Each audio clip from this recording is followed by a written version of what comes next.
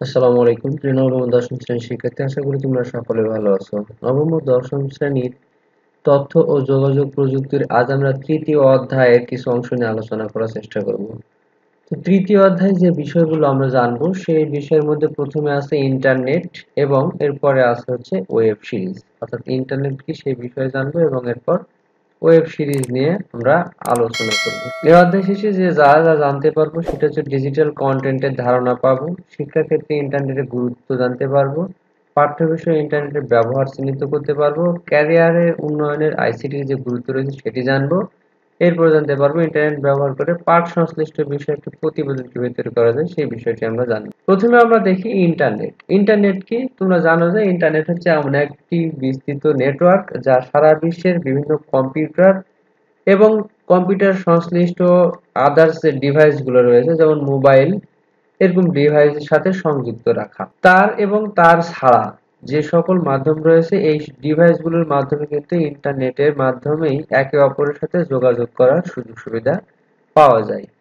যেমন মোবাইলে কথা বলা, ইন্টারনেট ব্রাউজ করা, ইমেল পাঠানো, বন্ধুদের সাথে বিভিন্ন সামাজিক যোগাযোগ মাধ্যমে চ্যাট করা, এগুলো সবই হচ্ছে ইন্টারনেটের অংশ। এরপর আসো ডিজিটাল কন্টেন্ট। ডিজিটাল কন্টেন্ট আবার কি? কোনো কন্টেন্ট যদি ডিজিটাল উপাত্ত আকারে বিরাজ করে, প্রকাশিত হয় কিংবা প্রেরিত গৃহীত হয় তাহলে সেটাকে আমরা বলবো ডিজিটাল কন্টেন্ট। অর্থাৎ সেখানে থাকতে পারে বিভিন্ন ধরনের ছবি, তথ্য, ভিডিও, অডিও, এরকম ধরনের যে জিনিসগুলো থাকে সেগুলোকে আমরা বলবো ডিজিটাল কন্টেন্ট। তো ডিজিটাল কন্টেন্ট বিভিন্ন প্রকারের হতে পারে। এখানে আমরা 4 প্রকারের কথা বলা হয়েছে।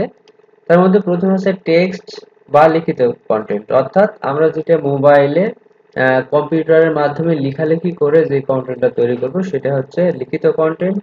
এরপর আছে ছবি, বিভিন্ন ছবির মাধ্যমে বুঝিয়ে দেওয়া হয়।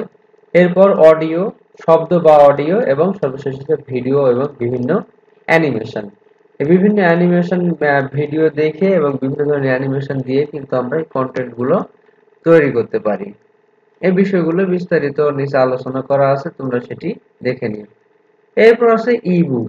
ইবুক কি? ইবুক মানে হচ্ছে ইলেকট্রনিক বুক, অর্থাৎ এই মোবাইল বা কম্পিউটারের মাধ্যমে যে বই সরাসরি মুদ্রণ না করে যেটা আমরা পাই বা পড়ি সেটাকে বলা হচ্ছে ইবুক। এই ইবুকের বিভিন্ন ধরনের সাইট রয়েছে। সেটার মধ্যে প্রথমে দেখো দেওয়া আছে amazon.com, আর কাছে কিন্ডল সবচেয়ে জনপ্রিয় সাইট। এই সাইটে ঢুকে তোমরা বিভিন্ন ধরনের ইবুক বা ইলেকট্রনিক বুক ডাউনলোড করে পড়াশোনা করতে পারবে। তাহলে ইবুকের সুবিধা কি কি আছে? এখানে যে কোনো সময় ডাউনলোড করা যায়, ইন্টারনেট সংযোগ থাকলে যে কোনো সময় ডাউনলোড করা যাবে। এটির জন্য কোনো লাইব্রেরি বা কোনো কক্ষ কোনো কিছু দরকার হবে না।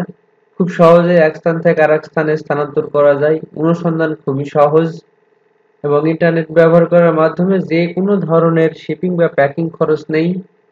ইবুক সহজে বিতরণ ও বিক্রয়যোগ্য, ইবুক মুদ্রণযোগ্য বলে চাহিদা অনুযায়ী প্রিন্ট করে নেওয়াও সম্ভব হয়। বিভিন্ন প্রকার ইবুক রয়েছে। এই ইবুক সম্পর্কে এখানে আলোচনা করা হয়েছে। এই যে মুদ্রিত বইয়ের হুবহু কপি সেটি পাওয়া যায়। তারপরে ইন্টারনেটে পড়া যায় এমন HTML এর মাধ্যমে প্রকাশিত কিছু ইবুক রয়েছে।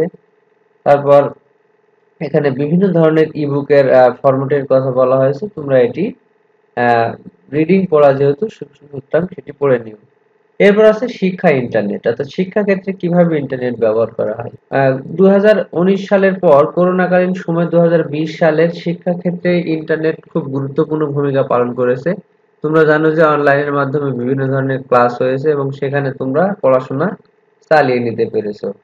আর বর্তমান যুগে ইন্টারনেট ব্যবহার করে শিক্ষায় যে এমন কোনো বিষয় নেই যে সেই বিষয়ে ইন্টারনেটে পাওয়া যায় না। তুমি তোমার যে পঠিত বিষয়গুলা তোমার যেটা সমস্যা হচ্ছে সেটি কম্পিউটার অথবা মোবাইল দিয়ে অথবা ট্যাব দিয়ে যদি তুমি যে ইন্টারনেটে সার্চ দাও যে যেই বিষয়টি তোমার জানা নেই সেই বিষয়ে খুব সহজেই কিন্তু তুমি সেটা জানতে পারবা। এরপর যে বিষয়গুলো রয়েছে ইন্টারনেট ও আমার পাঠ্য বিষয়গুলো। তোমরা ইতিমধ্যেই জানো যে তোমাদের বই দিতে এখনো দেরি হয়েছে, এখনো ক্লাস 9 এর সবগুলা বই তোমরা এখনো পাওনি।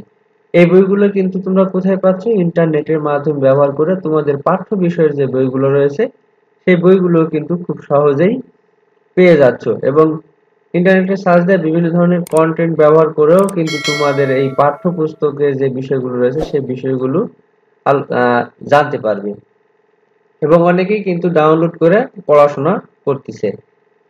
তাহলে এইভাবে আমরা কিন্তু নিজের পাঠ্য বই ব্যবহার না করেও মোবাইল বা কম্পিউটার বা ট্যাব দিয়ে কিন্তু আমাদের পাঠ্যপুস্তক ডাউনলোড করে সেটা আমরা পড়াশোনা এগিয়ে নিতে পারি। তো প্রিয় শিক্ষার্থী, আজ এ পর্যন্ত। সামনের টিউটোরিয়ালে আমি ওয়েব পেজ কি জিনিস এই বিভিন্ন বিষয়গুলো নিয়ে আলোচনা করার চেষ্টা করব। সেই পর্যন্ত সবাই ভালো থাকো, সুস্থ থাকো। আল্লাহ হাফেজ।